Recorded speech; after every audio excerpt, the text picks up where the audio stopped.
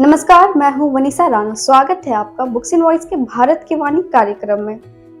आज हम सुनाने जा रहे हैं आधुनिक हिंदी कविता के जनक कवि त्रिलोचन की एक अनोखी रचना, चंपा काले काले अक्षर नहीं चिन्हती। यह कविता केवल चंपा नाम की एक लड़की की कहानी नहीं है, बल्कि भारतीय ग्रामीण जीवन की उस सच्चाई को सामने लाती है जहां शिक्षा का अभाव, भोलेपन और जीवन की आकांक्षाएं एक साथ दिखाई देती है। त्रिलोचन की यह प्रसिद्ध कविता ग्रामीण जीवन और उसमें व्याप्त निरक्षरता की समस्या को सहज और संवेदनशील ढंग से उजागर करती है। कविता की नायिका चंपा है, जो ग्वाले सुंदर की बेटी है। वह निरक्षर है, अर्थात पढ़ लिख नहीं सकती। कवि जब पढ़ता तो चंपा बड़ी जिज्ञासा से उसे सुनने आती और आश्चर्य करती है कि इन काले चिन्हों से स्वर कैसे निकलते हैं। चंपा चंचल, भोली भाली और थोड़ी शरारती भी है। कभी वह कलम या कागज चुरा लेती है और कभी कवि को परेशान करती है। कवि उसे शिक्षा का महत्व समझाने की कोशिश करता है। वह बताता है कि गांधी जी की इच्छा है कि सब लोग पढ़ना लिखना सीखें। साथ ही वह यह भी समझाता है कि अगर चंपा पढ़ लेगी तो भविष्य में जब उसका विवाह होगा और उसका पति कलकत्ता जैसा दूर स्थान जाएगा, तब वह पत्र पढ़ सकेगी और संदेश भेज पाएगी। लेकिन चंपा कवि की बातों को नकार देती है। वह कहती है कि पढ़ने से लोग झूठे हो जाते हैं, जैसे कवि स्वयं। वह निश्चय करती है कि वह विवाह नहीं करेगी और यदि विवाह हुआ तो भी अपने पति को कभी कलकत्ता नहीं भेजेगी। उसके भोलेपन से झलकता है कि वह शिक्षा और जीवन की जटिलताओं को पूरी तरह समझ नहीं पाई है। इस कविता के माध्यम से त्रिलोचन ने गांव के निरक्षर स्त्रियों के जीवन, उनकी सरलता, जिज्ञासा और शिक्षा के अभाव से जुड़ी मानसिकता को उजागर किया है।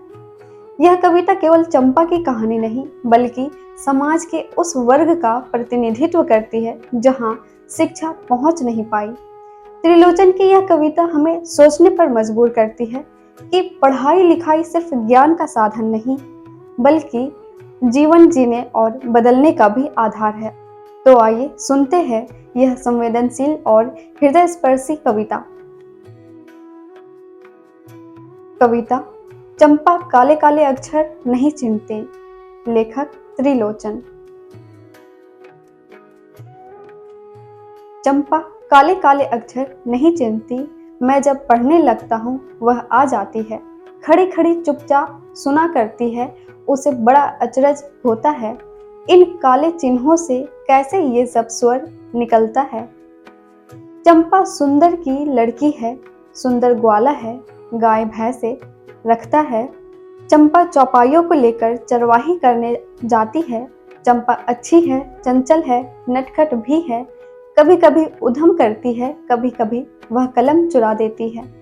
जैसे तैसे उसे ढूंढ कर जब लाता हूँ, पाता हूँ अब कागज गायब, परेशान फिर हो जाता हूँ।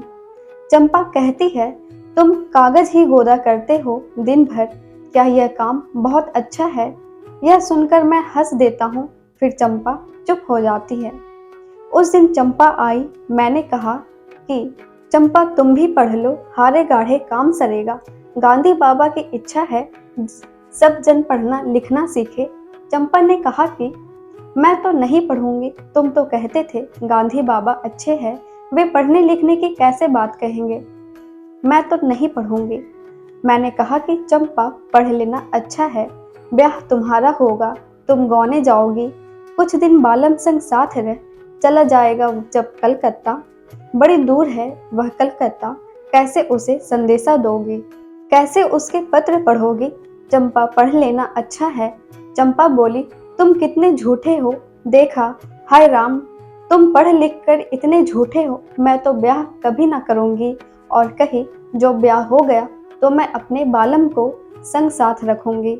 कलकत्ता मैं कभी ना जाने दूंगी, कलकत्ते पर बजर गिरे। दोस्तों, यह थी त्रिलोचन की मार्मिक कविता चंपा काले काले अक्षर नहीं चिन्हते। यह कविता हमें यह एहसास कराती है कि शिक्षा सिर्फ अक्षर ज्ञान नहीं, बल्कि जीवन को समझने और जीने की एक कुंजी है। चंपा की भोली बातें हमें हंसाती भी है और सोचने पर भी मजबूर करती है कि समाज के हर वर्ग तक शिक्षा पहुंचना कितना आवश्यक है। आइए इस कविता से प्रेरणा लेकर हम यह संकल्प लें कि शिक्षा का प्रकाश हर घर और हर व्यक्ति तक पहुंचे।